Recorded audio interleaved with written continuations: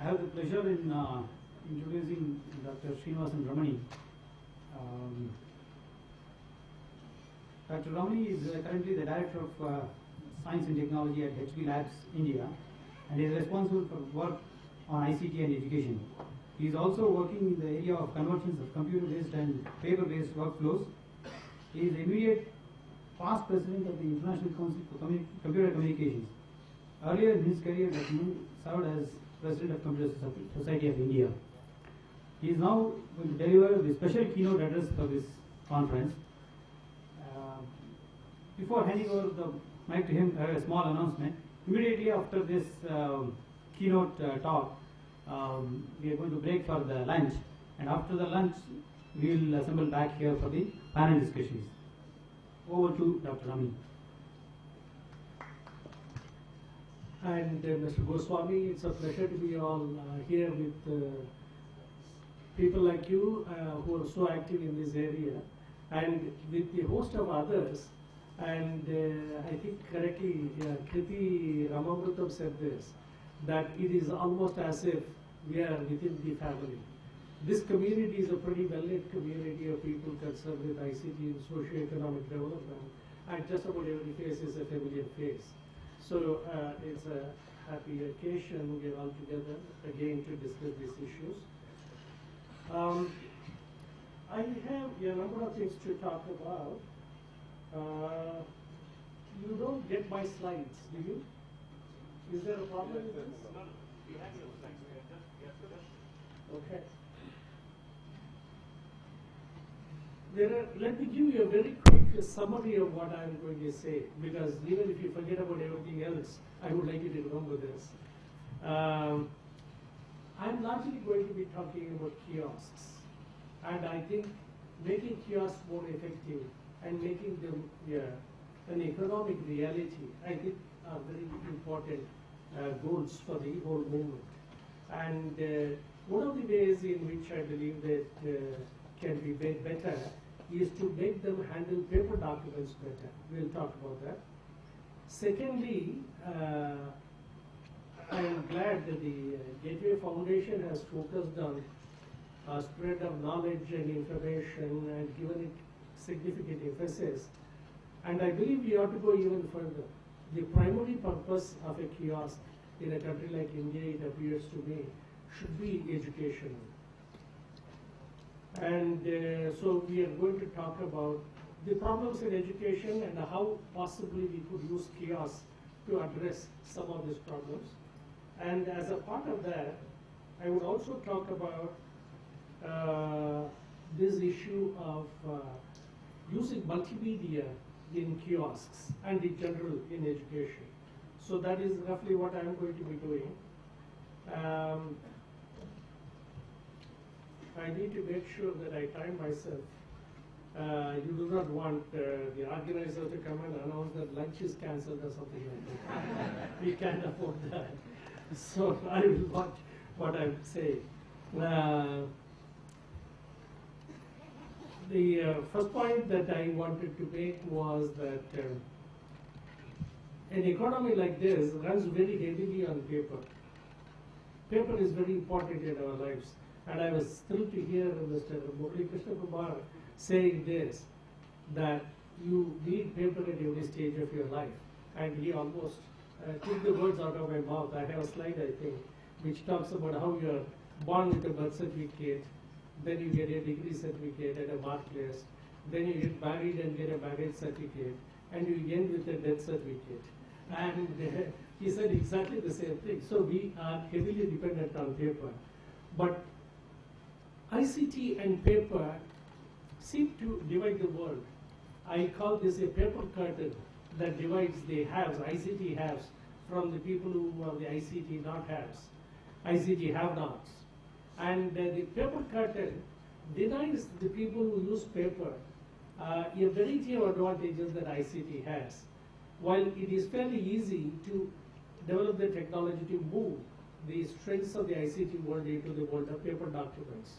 And I believe this is very important. I perhaps should also add an important observation that out of, there was a very authentic survey, very credible survey done by the National Readership Survey Organization, which is run by all the newspapers on one hand and the advertising agencies on the other, with the audit bureau circulations coming in the middle. And this is a very serious business. They take their statistics very seriously because advertising rates are decided by this. And in the National Readership Survey, one of the questions they asked was, have you used the internet in the last 3 months? If the answer is yes, they marked you as an internet user. And out of the statistics, they came out with a figure of 13 million internet users in India. This is 2006 figures. And I think this is the most credible figure that we have as of today. And out of this, only 1.8 million users are in rural areas. Latest critical report, 21 million, I'm happy to hear that. But the last year's report says the figure of 1.8 billion was staying stagnant compared to the previous year.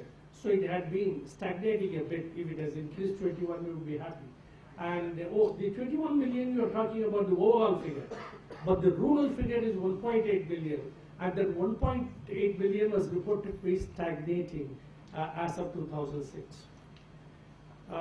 This is a very critical figure that those of us, those of you, let me say, or those of those guys, of the internet into India, only 1.8 billion rural users are effectively using that.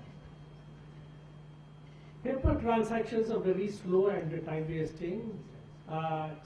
Typically in the state there are 20,000 villages and people travel from there to about 200 taluks. And at the taluks they go and try and get, they stand in a queue, they wait for hours and ask for a certificate, they pay a bribe sometimes, and they finally get something and go home. And even to get a form very often is very difficult. And so a whole lot of our productivity is lost. Again, Murali Krishna made this comment about the productivity implications of how we handle our information. Paper documents are killers of productivity. They add to the cost of the business and also they reduce our productivity. And a common thing you might have seen, if you get a mark sheet from your school and you go and give it to the college and want to get admission there, and they get 1,000 applications for 50 seats, they have to sort out all the papers in order and announce who gets selected and who doesn't. Now, you can't use a computer for this, because who is going to read this 1,000 mark lists and then type them into a computer? It's time consuming, it's time wasting. In the internet world, all this becomes trivial. But in the paper world, this becomes very difficult. And very often one government department would retype what another government department has already printed out on paper. So these are problems. And lastly, again, Murali Krishna mentioned in the context of e-governance, the question of security of communication.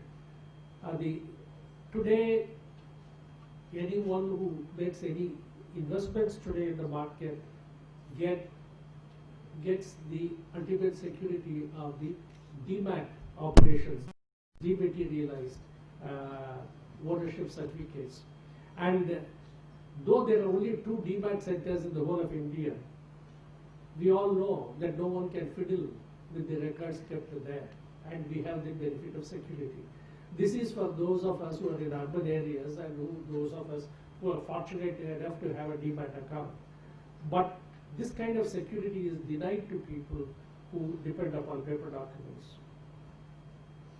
So, as I mentioned, there are all kinds of certificates we need. And one of the beliefs is that we can use kiosks to make these paper records easily available. Delivery of e-governance services, it is believed, can be done through the kiosks.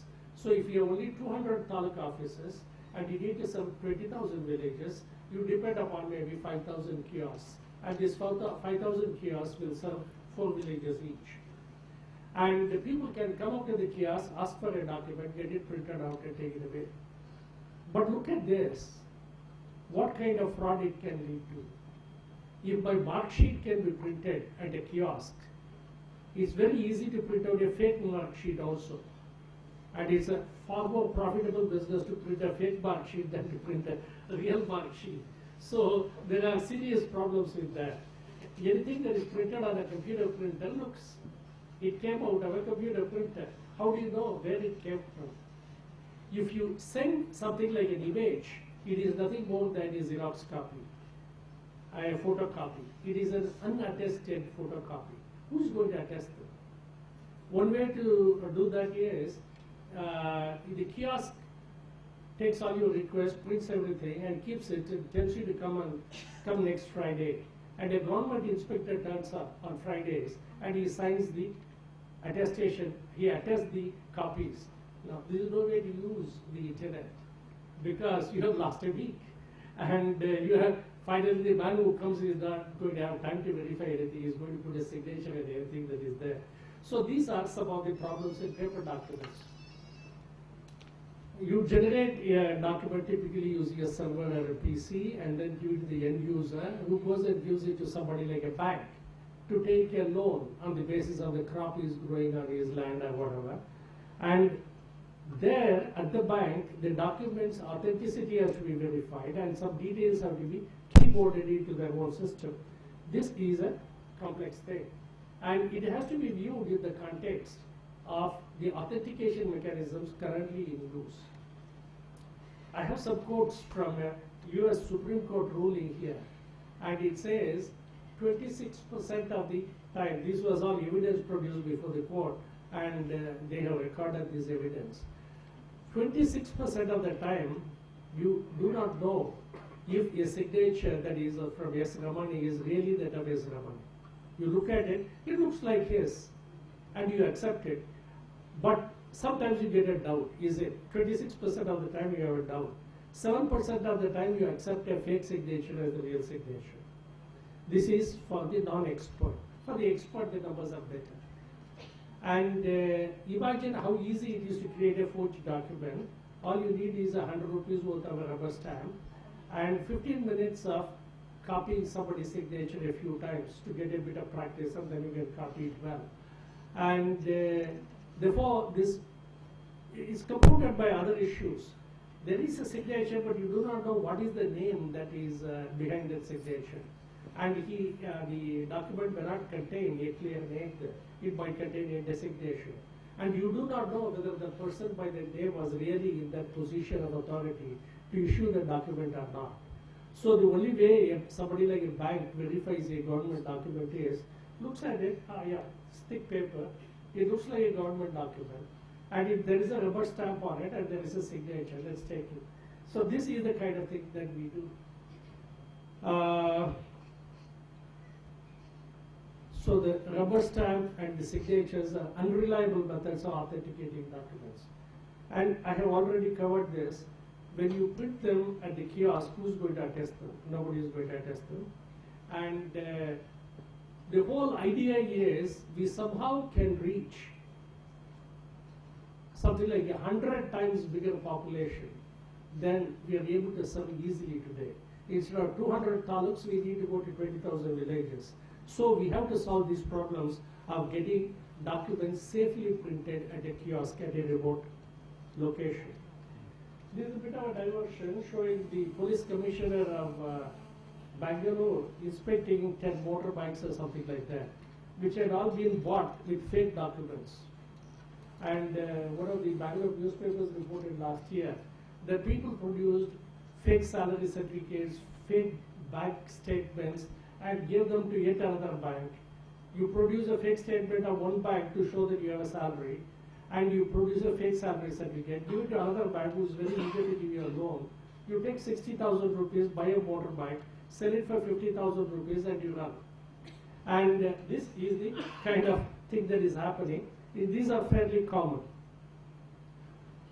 Now the challenge is this: how do we make documents more reliable? How do we make them authenticatable? Second,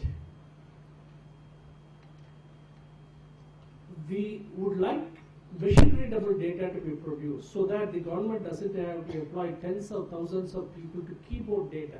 That is the thing that the government should not be doing. And ideally, the kiosk should be doing that because it's a source of revenue for the kiosk.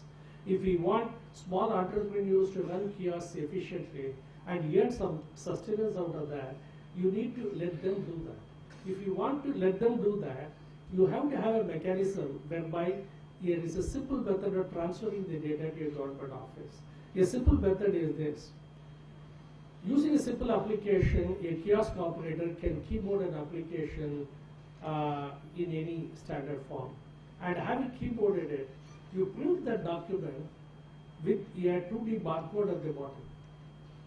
The two-dimensional barcode can carry the contents of everything on the page. It can contain every single word and every single number that is on the page. This is the barcode that contains just about everything on the page. And it can also contain a digital signature. And this particular document you see on the screen is an income tax certificate which can be created by a company saying, I have deducted so much money from this guy's income and digitally signed by that company. So this document is equivalent to the amount of income tax you have paid in value. You produce it and the income tax department gives you a deduction to that amount. And to have it machine readable and to have it digitally signed vastly enhances the value of a F-16 form, as we call them. So these can be issued remotely. You can print this at any kiosk. You can print a mark sheet with a 2D barcode at the bottom at any kiosk, and it can be verified at the click of a button on a simple scanner. And this solves two problems at one stroke. Makes the document machine readable. This can be scanned by a scanner and put it in a database or an application. And the digital signature at the barcode makes it a very highly authenticatable document, very easily authenticated. So that's all I have to say about paper documents. Let me move on to the other topic, which perhaps is more important, which is perhaps, I really believe is more important. I'm glad this conference has a session on education in the afternoon. I'm moving on to the education issue. And let's face the real problems in education. We all know about the problems in education, but some numbers that have come out recently are frightening. Between 6 and 11, ages of 6 and 11, there seems to be 95% enrollment, which is good, school enrollment, and it goes to 82%, goes down to 82% in the later years. And if you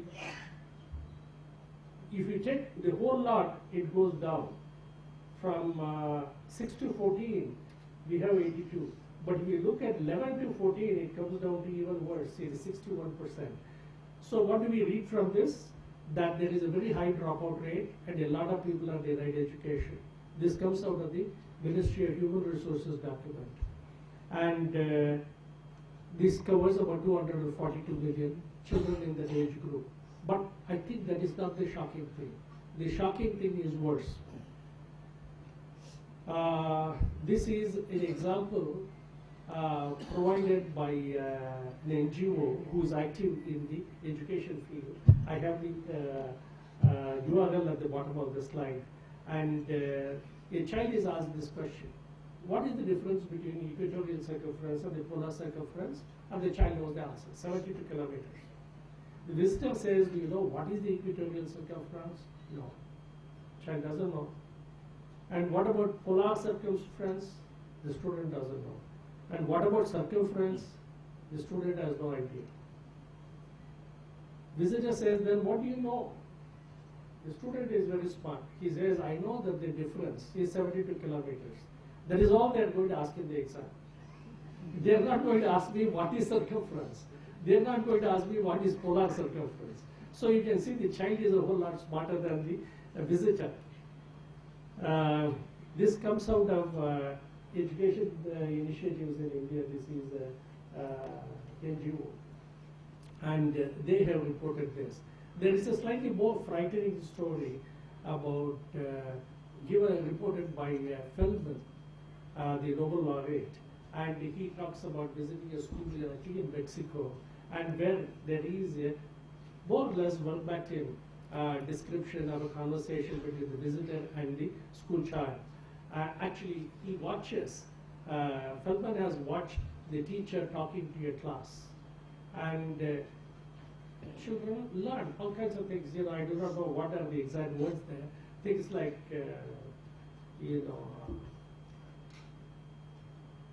fairly complex words like the marsupials carry their young in pouches and things like that. And but what is a marsupial? No idea. What is a pouch? No idea. And what is marsupial carrying a young in the pouch? Absolutely no idea. But they learn the words. So some example, this particular example I put up on the occasion.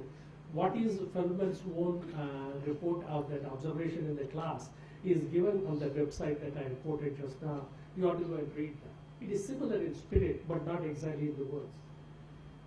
I was discussing these educational problems with a colleague who's a dean at a dean of education at a university in Darwin, and he told me something shocking, and I will share it with you. I would have normally thought that the percentage of students getting a particular mark would be following a bell curve or a normal distribution of some kind, perhaps skewed a bit, which means what? At some mark, let's say around the pass mark or something like that, there would be the largest number of students getting that mark. Most of the students get, let's say, 40% mark. Why is that? We know in this state, and that's true in many states, the pass rate is about 50%. 50% of the population pass and 50% of the population fail in the 10th standard. And my question was, is there anything we can do with ICT to take those 10% just below the 40% marks and help them to push them over and make them pass? Instead of calling them failures, let's call them successes in students and the mark. He said, no, there is absolutely no way you can do that. Why?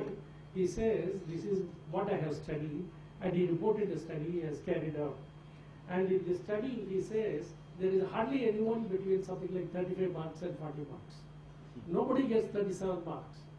Why? There is a whole set of moderation acts that go through. The teacher looks at you and you got 31, all right, give this guy 3 more marks, makes it 34, 35. Why? He wants you to get the benefit of the state's moderation, which comes at a later stage. And then the state's computers go and look at all the marks and they apply some formula. You must get a minimum of 200 marks out of 500, and if you do that, then even if you fail in one subject, we'll give you grace marks of 5 or 6 and then pass you and so on and so on. So the teacher helps by giving some grace marks, the state helps by giving some more grace marks, and finally everybody between 35 and 40 gets pushed just above 40. There is a peak above at the pass mark level, but there is a trough below, saying all these guys have been pushed up, and etc. etc. So all this indicate that there are no simple educational solutions, easy solutions. We have to do the hard work of making people really understand what they have to understand. This is where I believe kiosks should play a role. It would be tragic if all our kiosks are used for entertainment or pornography or whatever. Kiosks should be doing something socially valuable and something for which people are willing to pay so that the entrepreneur can sustain his activities. The solution seems to be we use the resources that we are so rich in. We have human resources. Why can't we have a well-trained graduate at every attached to every kiosk?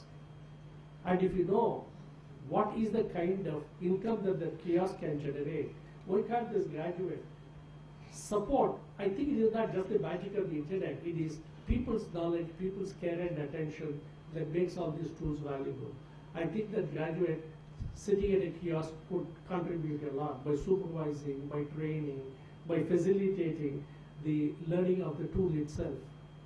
And the kiosk should do 2 things as I see it. Primarily, one is supplementing the school education.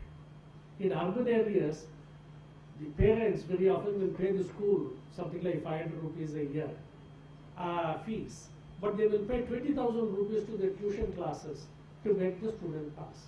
supplementary education plays a very important role in India. We all know that. I have myself paid a fair amount of tuition fees for my children. And so supplementary education is very important. Can kiosks offer supplementary education to clarify things which the child didn't understand in school, to push up the child's performance? Second is distance education. We have one university in India which alone has 1 million distance education students. And we have a total of about 30 or so distance education universities, and therefore distance education is very important.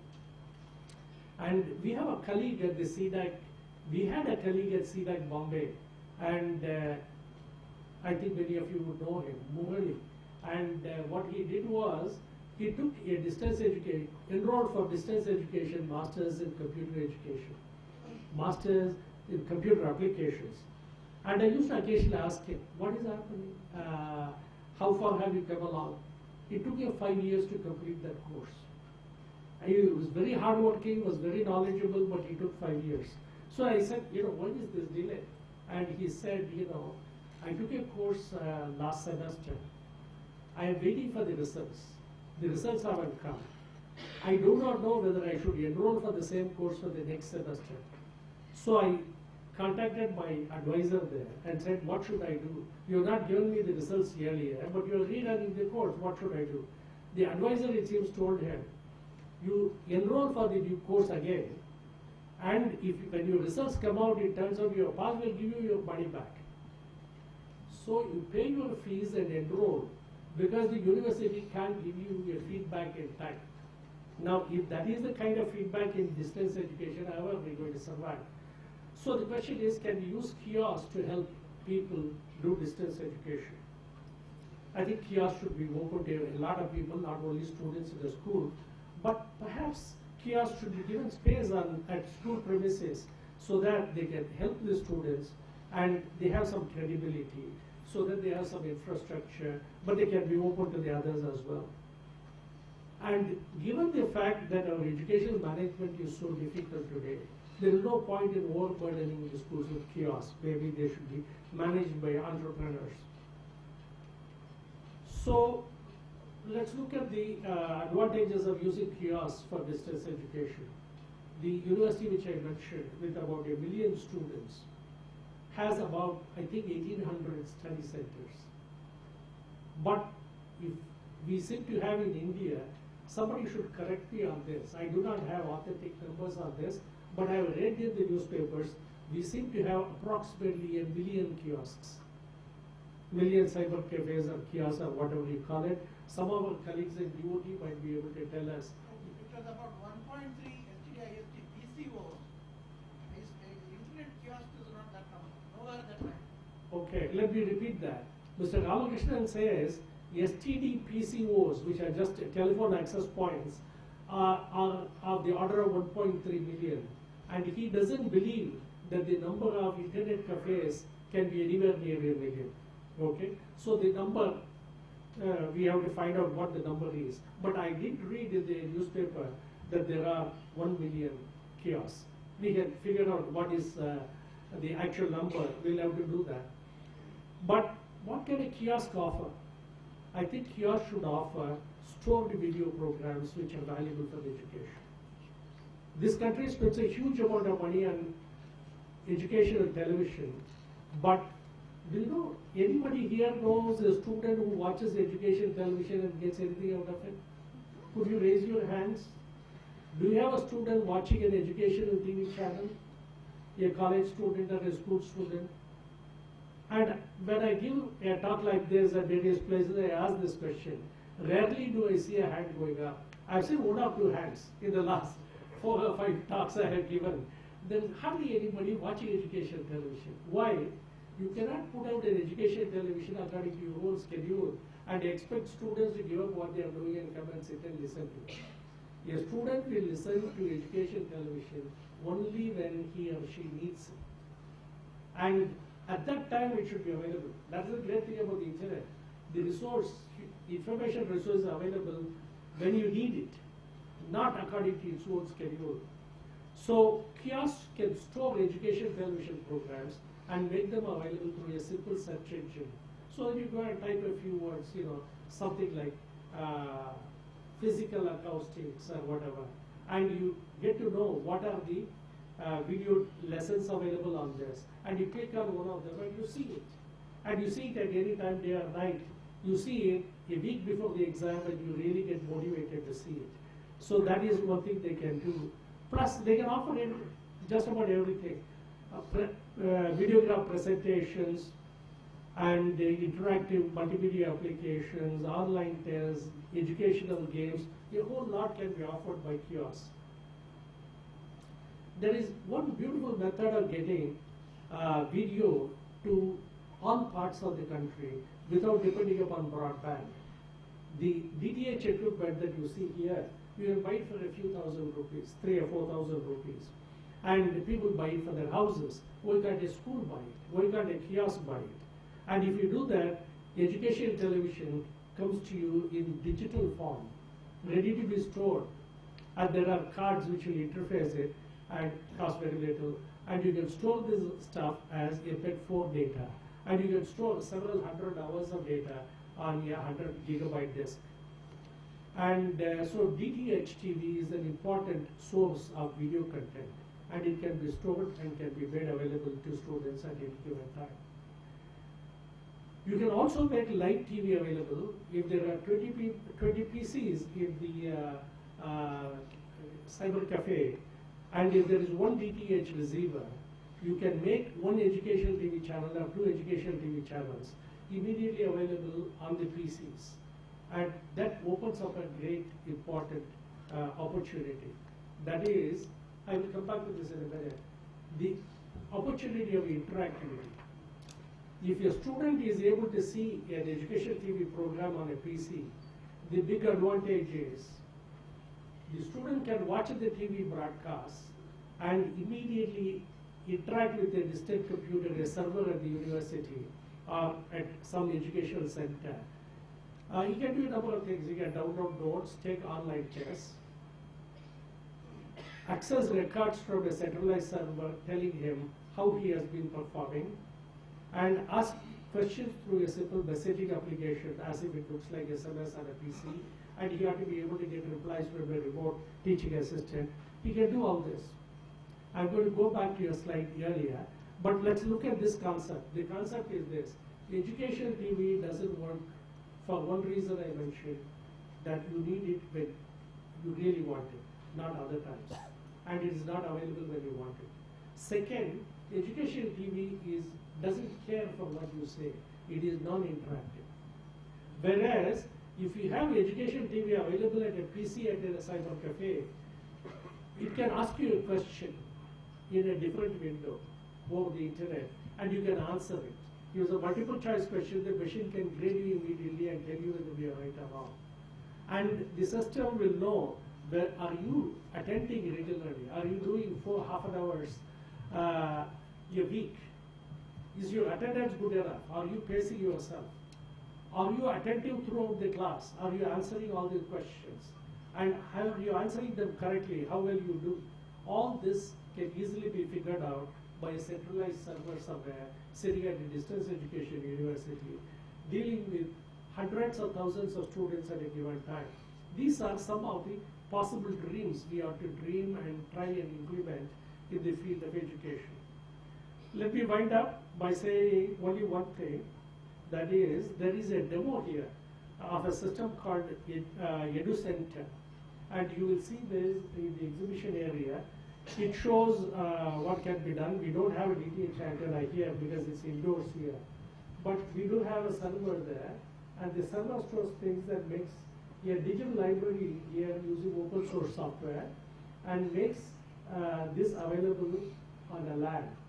And to this, all you need is a DTH receiver and a DTH antenna. And you can move a gadget like this, a low-cost server. You can move it to any school or to any college and utilize it in this manner. You can even move it here, cyber cafe. So that's all I wanted to say. I hope there are some things which you will remember out of this and continue thinking about and discussing it later. And if you are active in this field, please talk to me. I'll be around during lunch and at dinner tonight, and we can exchange notes. There might be things you've already done which you can tell me about. Thank you.